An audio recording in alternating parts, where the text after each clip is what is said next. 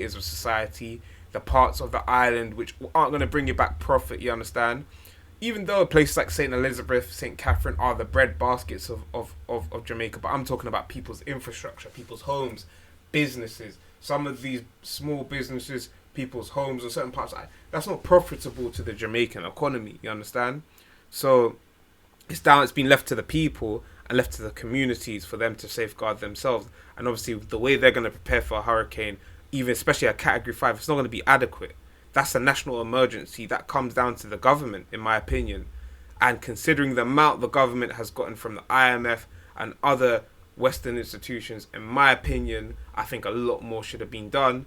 And this is not just Jamaica. I think most West Indian nations suffer from the same issue. I think a lot more investment should be going into things, considering the fact hurricanes happen in the Caribbean every year. But yeah, that's just my opinion. This morning, Hurricane Melissa on the cusp of slamming into West Jamaica. The monster Category 5, the strongest storm to ever hit the nation, bringing life-threatening winds up to 175 miles per hour, up to 40 inches of rain, and up to 13 feet of storm surge. At least 3 already killed during storm preps on the island.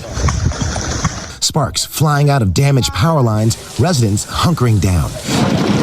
Some American tourists trapped after all major airlines shut down, including Charleston, South Carolina resident Mikaela Coley. It's very nerve-wracking. We'll get into the Americans, people. I don't want to focus too much on... I like, see if we can find that bit where he's elaborating on that. Nearly vertical. But yeah, there's a lot to be said about some of the Americans, some of their treatment, especially particular from the African American community, people we consider our brothers and sisters. Some of the hotels, because Jamaica is notorious tourist destination and it's a big part of its economy. But considering there's a hurricane, the services people would be able to give, they could not usually give those services. So people, we ask you to be mindful, even when you're on holiday, because people are suffering, and we feel like from some of the reactions I've seen online, people haven't been mindful. So I don't want to focus too much about the American experience in Jamaica, with all due respect, because them man are on holiday.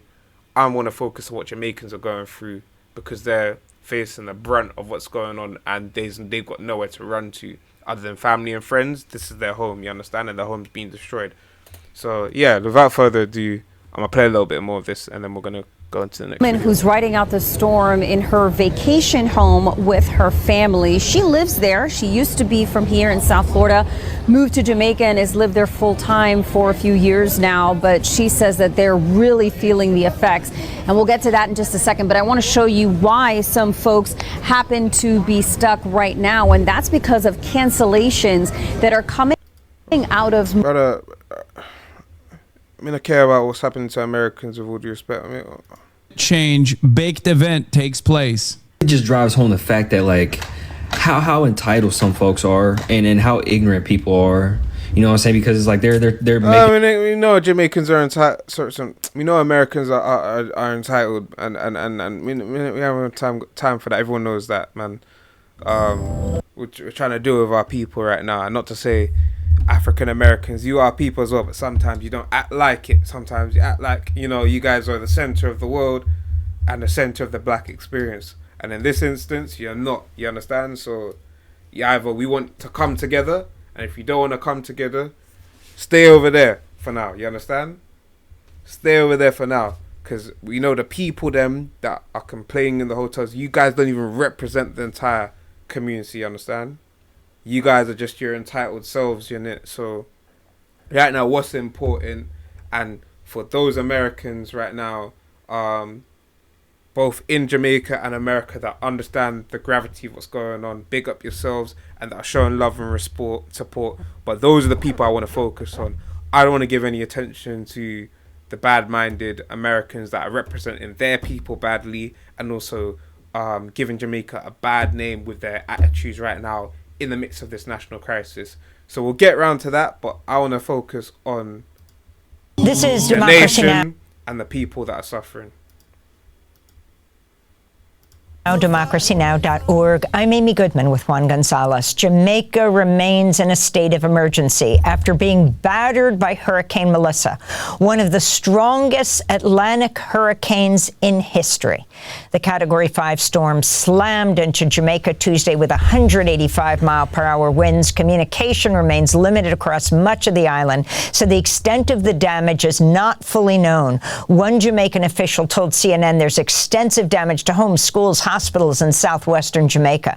Hurricane Melissa is now battering Cuba, where it made landfall today as a Category 3 storm. Severe flooding has been reported in Cuba. The storm is expected to hit the Bahamas later today.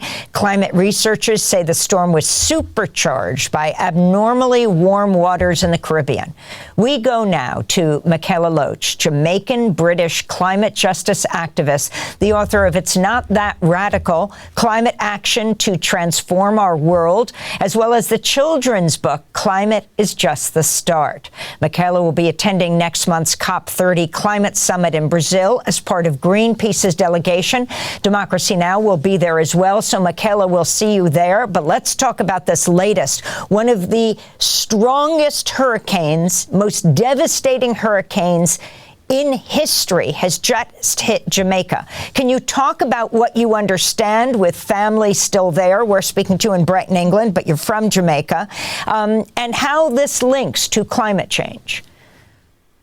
Thank you so much for having me on again, Amy. It's been an awful few days. Everyone in Jamaica, my family, my friends, over the last few days have been feeling just incredibly tense at this upcoming storm. Thankfully, I kind of lost contact with my family overnight and then had a lot of terrified dreams and interrupted sleep. But this morning, thankfully, I managed to get back in contact with them, and thankfully my family are okay. My aunt's nephew's house, though, has been completely flattened by the hurricane, and so he's lost his home. But thankfully, all of my family are physically okay, and now it's just how do we recover from this? A lot of people are exhausted because in order to try and keep homes safe that have remained safe, it's required people to be constantly, removing water from them. This is actually a complete catastrophe, and it's really quite terrifying, and it also just makes me quite angry that it doesn't have to be this way. This has been caused by the climate crisis, by fossil fuel companies, and so I think it's important that we're not just devastated and sad about this, but also we are angry and direct that anger towards the people who are responsible. And Mikaela, you've suggested that hurricanes should be named after those who you say are responsible for climate change. Could you expound on that? Yeah, so we currently name hurricanes after just, people's names in order to distinguish basically between storms that are happening at the same time. So that's why this storm is currently called Hurricane Melissa. But I think when we call these things natural disasters, or even just calling it this feminine, nice name of Melissa, we're not making it clear to people that there are actually people who are, around today who are profiting from creating the conditions that make these hurricanes possible. And even with the smart city that's being built, this acts within the interest, you understand, of the top 1%. People are going to profit off this damage and destruction because it provides opportunity for one to buy land undervalued, you understand, because people will need to sell their land and property and their assets just to get by. This gives them an advantage to build their new infrastructure because the investment will be there in the government because everyone's going to be donating to the government. On top of that, the PR and the propaganda and the media will be behind them. You understand? So building will be nothing. It won't be expensive. But on the fossil fuel side of things as well, just directly, by burning carbon emissions into the air and extracting fossil fuels from the environment. It's just straight up profitable. People are willing to fight wars over this. You understand? Like we see in the Middle East, where a lot of the wars are really oil wars. You understand? Monarchies will be propped up behind oil and run entire nations. You understand? That is how important that resource is. But the side effect is that it completely destroys the environment and results in things happening in places like Jamaica. So there's so many avenues in which people can profit off this. So you have to take that into consideration, that just because there's been so much chaos and destruction and people are suffering, doesn't mean we are all suffering in this, and that in fact some people are actually benefiting off the suffering of others. So we have to, it's very important to reflect in situations like this and hold those within positions of power that had the ability to make a difference accountable. You spoke earlier about how hot oceans have supercharged this storm. So it was able to double in speed in just 24 hours, which is kind of unprecedented because of these extremely and unnaturally hot seas. And our seas are extremely and unnaturally hot because of fossil fuels being burned at rates that are absolutely ridiculous. So what she's saying is that our seas it was able to double in size because of the heat of the ocean. And the reason our oceans are so hot is because of companies such as Exxon, BP, Shell, which are burning fossil fuels and raising the emissions of CO2 in the atmosphere, which is causing the oceans to be at an abnormally hot temperature, which makes us more susceptible to creating hurricanes. Bonus, and he's profiting from this climate crisis and continuing it. We could also call it Hurricane Weil after Weil Sawan, the CEO of Shell, who also makes millions from this crisis. And instead, I think it's important for us to put that accountability on the people who have caused it. So also then it's not going to be on the hands of Jamaica to have to recover from this crisis that they didn't create. So I think it's really important that we make clear that these are not natural disasters. Because exactly like you said, she said, when you put accountability off the Jamaicans and those in position of power, and you write into legislation and law, in fact you utilize existing laws to hold these people accountable, then the bill is shifted from those that are suffering, you understand, which means that either if they can afford to fit the bill, they can. If they can't, they'll have to sell out, you understand. It puts that bill onto the people in position of power, you understand? And that's why accountability is important. Or else what will end up happening is those that are suffering, that aren't responsible for the damages but are experiencing it, will be expected to fit the bill, versus those that are directly responsible for the damages, whether indirectly or directly, you understand, will walk out scot-free. So this is why accountability is important. I do agree.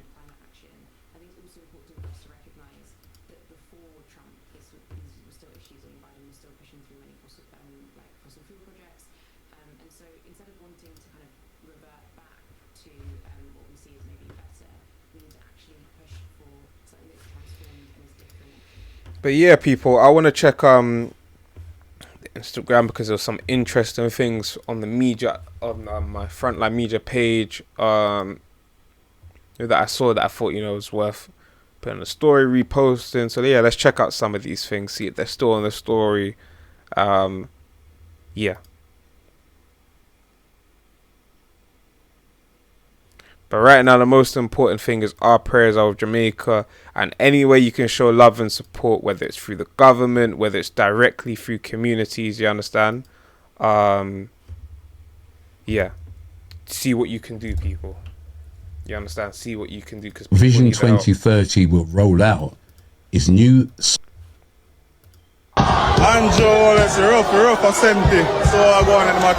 So this is the story, and let's just see what's on.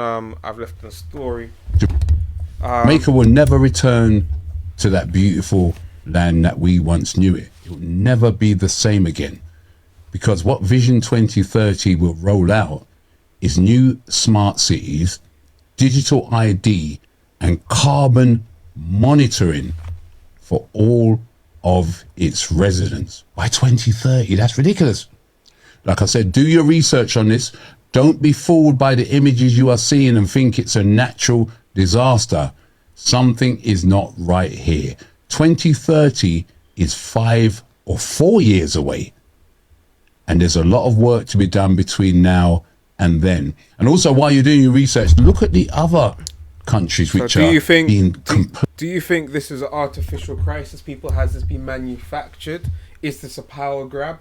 The 2030 vision is something that has been put in place prior to this hurricane. Like we've said, things like cloud seeding and weather manipulation do happen. So now we're entering the conspiratorial side of things. But one thing I can say for a fact, outside of conspiracy is that powerful people will utilize crises to push their agenda and facilitate more power. So for a fact, Vision 2030, irregardless of whether it was intentional, will be definitely utilized more